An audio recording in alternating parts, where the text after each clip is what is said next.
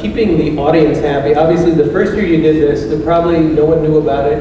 The nice thing about the amateur haunts is you can give personal attention you're not going to get at Universal Halloween Horror Nights, where you're just going in like the cattle line.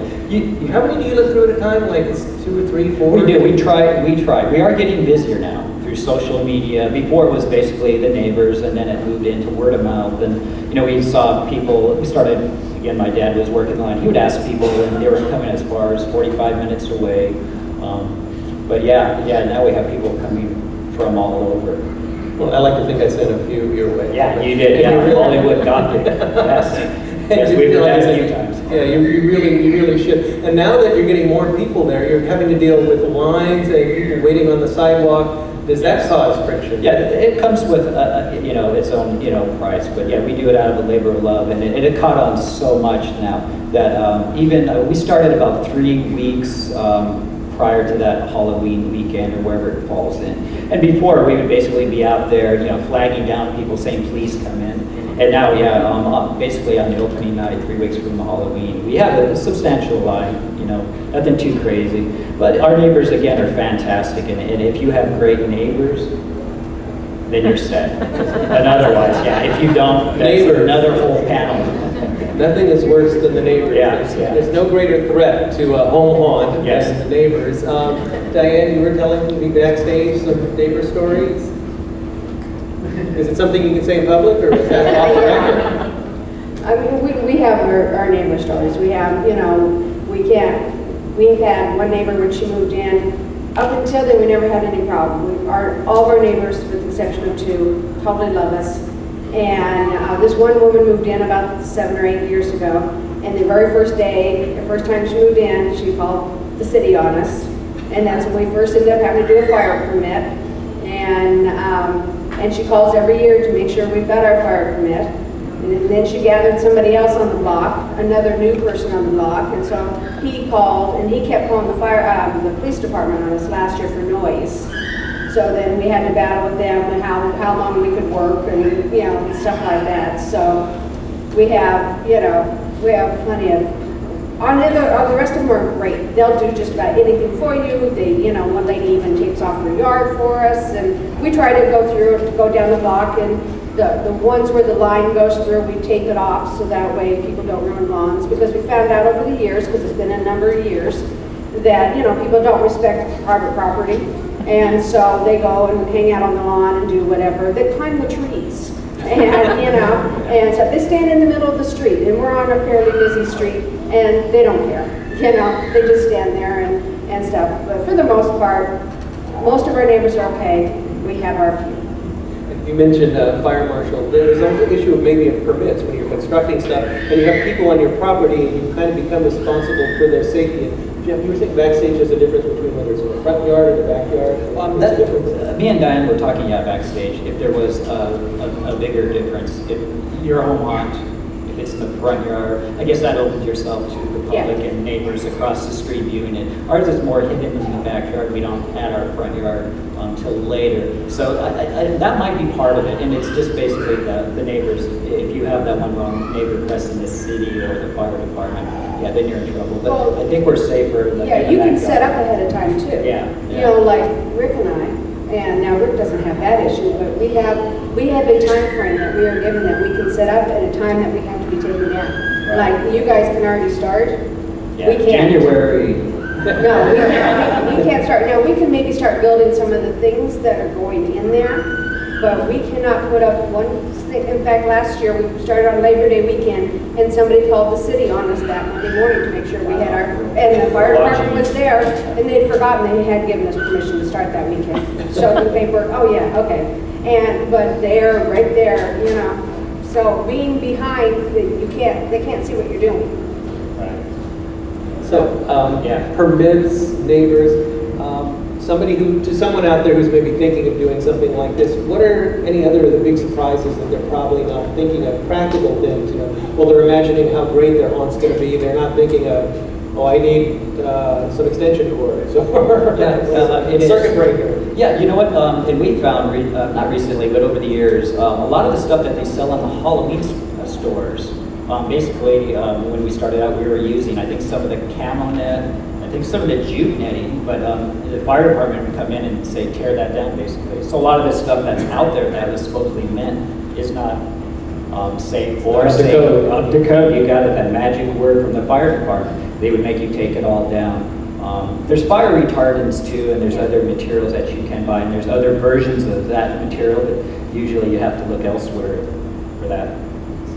And I think some of it, that they go through and the degree of what you're building and how, like ours are hard walls. We started out with, as we call them, the trash bag walls, the plastic and PVC pipe.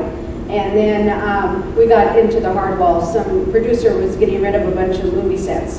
And so we got some of those, and then we found one of the people that help us now works for the studio, so any of the walls that they're throwing away, we grab and repurpose them and tear them apart and redo them.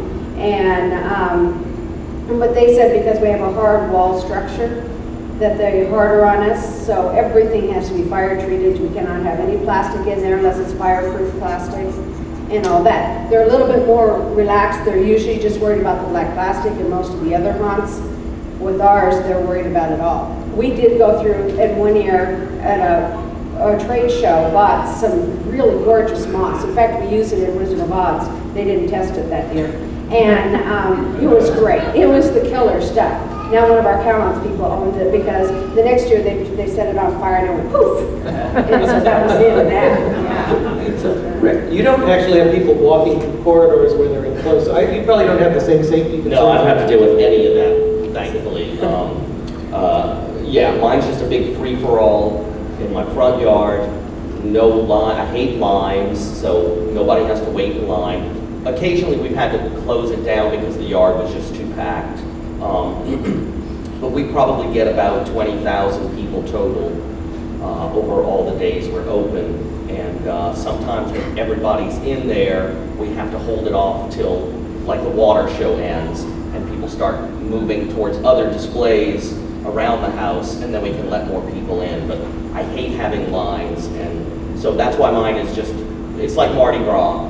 Where I'm from, it's just a big free-for-all. Come on in and hang out. And people will spend like 2.5 hours there just hanging out. And that's great with me. I don't have a problem with that. I like having the people just going to see. Right. We have a big 4-story tree house out in the front yard, so it's always been a problem. Everybody trying to get into that. And we've kind of incorporated it a little bit with the scenery out front, but you know, we just started having a fundraiser where you could pay to go in the treehouse and see the water show from that angle, and that's worked out pretty well. But yeah, fortunately, I don't have to deal with any of this stuff that would just drive me nuts. I would just say, why do you even do that?